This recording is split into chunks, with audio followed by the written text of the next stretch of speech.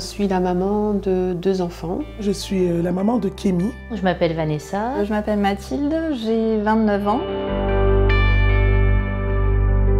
Adonis souffre d'une maladie génétique qui est non étiquetée. Ça fait presque 12 ans que nous sommes en errance de diagnostic. Sur Paris, on nous a proposé un séquençage à haut débit. Ils ont élaboré une puce qui permet de détecter environ 400 gènes qui sont connus pour être responsables de divers troubles, dont certains troubles que nous retrouvons chez Adonis. Par contre, c'est évident et malheureusement, Adonis n'est pas le seul. Et donc, il y a beaucoup d'attentes. Ce que nous comprenons, la pose d'un diagnostic, pour moi, c'est offrir la possibilité d'avoir un traitement.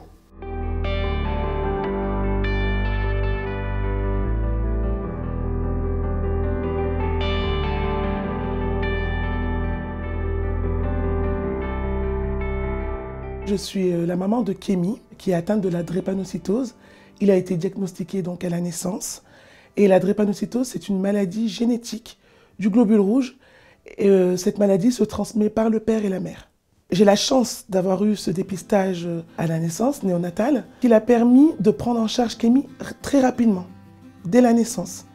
Donc Kémy, depuis qu'il est né, il prend des médicaments justement pour éviter que la maladie lui provoque des complications.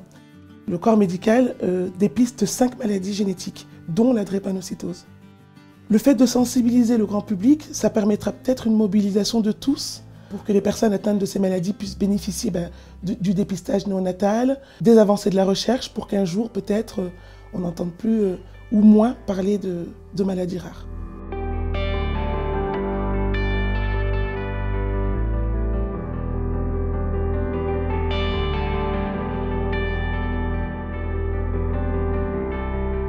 Je suis maman de 2 garçons, donc Alexandre qui a 14 ans, qui est atteint de mucoviscidose, et Raphaël qui a 10 ans, qui est porteur sain de la maladie.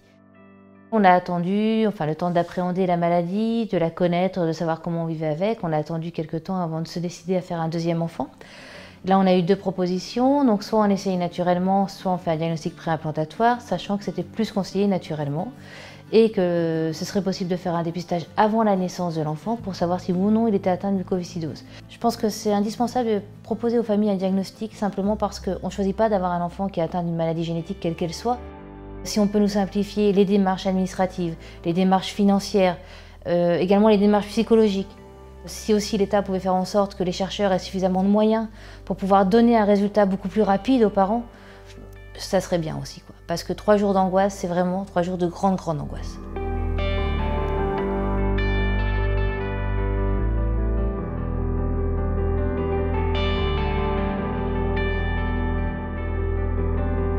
J'ai un syndrome myasthénique congénital qui a été diagnostiqué assez récemment, c'était en janvier 2016. Le fait d'avoir cette maladie et de ne pas savoir exactement ce que j'avais, ça fait que je ne me projetais pas vraiment dans l'avenir. Quand on sait de quoi on est atteint, on sait, du coup on peut se renseigner sur les possibles évolutions, sur les possibles traitements, les avancées, donc ça change tout. En janvier 2016, j'ai fait un nouvel examen, c'était un électromyogramme. C'est un examen que j'avais déjà fait plusieurs fois quand j'étais plus jeune, je l'avais fait 2 fois. Et c'est cet examen, ce jour-là, qui a permis de diagnostiquer la maladie. Donc le médecin m'a annoncé, voilà, on sait ce que vous avez.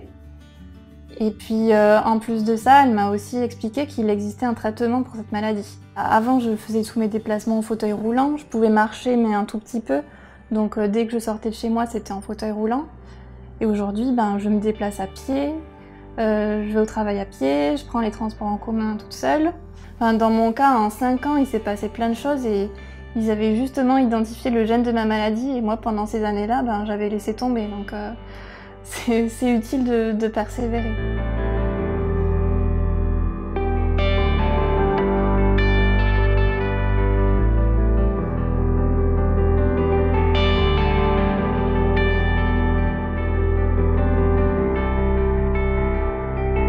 Ce que je voudrais dire à d'autres mamans comme moi, c'est qui sont peut-être dans la même situation que moi, en errance de diagnostic, il faut y croire. Ne lâchez rien, ne lâchez rien. Ne lâchez rien pour mon fils.